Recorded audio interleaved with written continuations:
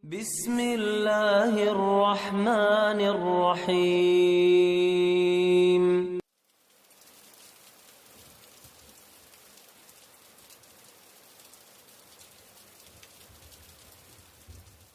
Saya sempat tidak terlalu perhatian dengan masalah virus corona, kecuali yang berkaitan dengan masalah agama, khususnya tentang hadis seputar obatnya, doa dan zikir penangkalnya, serta beberapa tips duniawi untuk menjaganya. Mungkin karena saat itu corona belum hadir di Indonesia. Beritanya masih sekitaran Cina. Isinya tentang perjuangan pemerintah dan tenaga medis melawan corona di sana.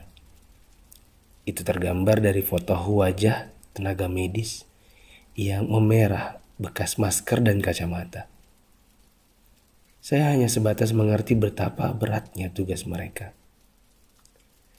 Saya sempat jengkel saat melihat video warga Iran yang menjilati pagar kuburan dan membaca tulisan tentang rakyat Italia yang dinilai sangat meremehkan. Tapi itu pun hanya sambil lalu karena positif pertama di Indonesia pun belum kedengaran. Tanggal 2 Maret 2020 yang ditakutkan pun terjadi. Pasien corona pertama di Indonesia diumumkan oleh Presiden Jokowi. Inilah takdir Allah yang harus sabar dihadapi. Pandemi corona telah memasuki negeri ini. Jumlah pasiennya bertambah hari demi hari. Gambar-gambar mirip dengan yang di Cina bermunculan di grup sana sini. Ada bekas alat pelindung diri tergurat di pipi. Tenaga medis bicara dengan kertasnya. Kami kerja untuk kalian, mohon kalian tetap di rumah untuk kami. Ada juga yang bunyinya, haus, ingin minum, tapi gak berani. Seorang dokter yang sudah sepuh dalam balutan baju perang seolah berkata, jikapun ajal datang, tidak mengapa. Karena raga yang sudah tua ini memang harus ikut berjuang, tidak hanya bisa berdiam diri. Ikatan Dokter Indonesia menyampaikan belasungkawa karena 7 orang dokter di garda depan meninggal. 5 dari mereka wafat karena tertular virus ini. Seorang dokter muda hanya berdiri di luar pagar saat menemui keluarganya karena takut membawa virus dari luar. Meskipun foto ini aslinya dari Malaysia. Ternyata APD medis harganya sangat mahal. Dan sekali pakai saja.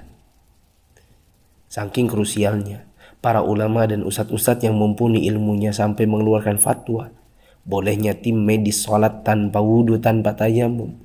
Lantaran pelindung dirinya tidak boleh sembarang dibuka. Tak hanya itu, ada juga fatwa sahnya sholat meskipun ada najis. Karena baju medis ini bukan baju biasa. Sekali dipakai untuk satu shift jaga, berjam-jam tanpa makan, minum, bahkan buang air dengannya menggunakan pampers orang dewasa.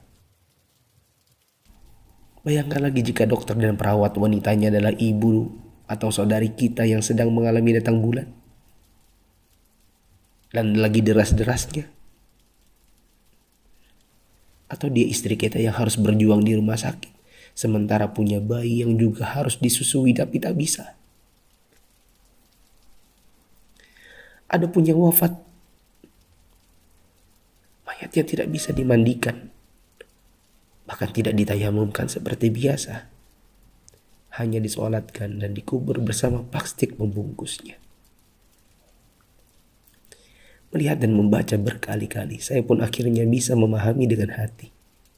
COVID-19 ini bukan sakit biasa, dan tugas tenaga medis sangat berat terasa. Kalau bukan karena tidak ingin ditanya keluarga ada apa, saya banyak mengalirkan air mata. Untuk pasien positif corona dan keluarganya, sabar ya. Insya Allah sembuh tidak lama. Jika bersabar, kita dapat pahala. Di rumah dulu sampai negatif. Kasihan jika virus ini menular ke orang lain. Apalagi kepada yang punya penyakit penyerta dan lanjut usia. Untuk yang harus keluar dan tidak ada pilihan kedua, semoga Allah memberikan saya dan teman-teman keselamatan dan rezeki untuk keluarga. Jaga kesehatan ya. Usahakan jaga jarak dengan orang di sekitar kita. Kita tidak tahu siapa yang tertular, siapa yang sehat. Karena yang positif corona pun bisa jadi tidak merasa karena tidak ada gejala. Untuk yang masih abai dari solidaritas bersama, saya ingin mengetuk pintu hati dan meminta waktu teman-teman sebentar saja. Yuk kita berpikir bersama. Jika teman-teman menggunakan media sosial atau punya kotak kaca media massa, teman-teman pasti sudah mendengar berbagai penjelasan wabah yang melanda.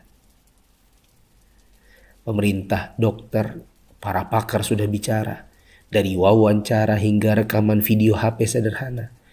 Para ahli statistika mengemukakan data dengan tabel, grafik, dan semua media yang mereka punya. Teman-teman pun tinggal ketik halo di WA COVID-19 dan bertanya dengan input 1 huruf saja. Jika data itu jelimet untuk dibaca, mungkin teman-teman bisa nonton versi kartunnya. Semua tenaga sudah dikerahkan oleh berbagai kalangan untuk membuka mata hati kita.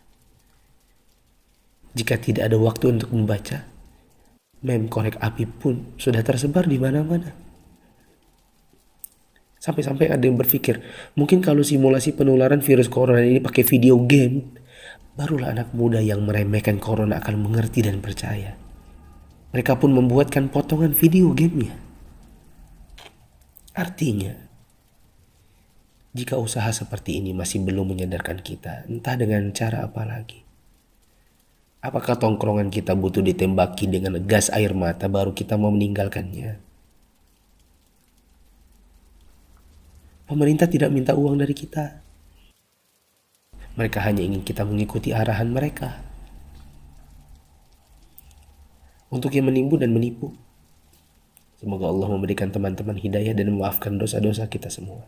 Dan menimbun barang yang dibutuhkan masyarakat saat masa sulit itu termasuk dosa.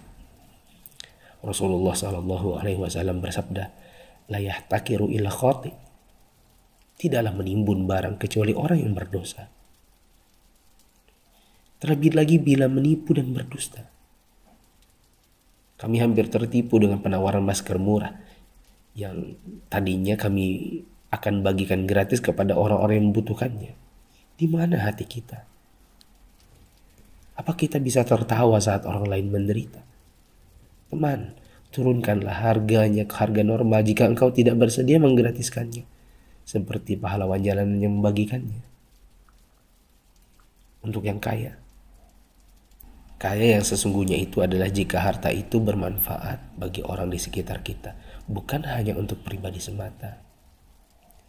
Yakinlah, kekayaan, saldo ATM, rumah miliaran, outfit jutaan, mobil mewah, memang membuat kita besar di mata manusia, tapi tidak ada artinya di sisi Allah yang Maha Kaya jika tidak menghasilkan amal dan pahala.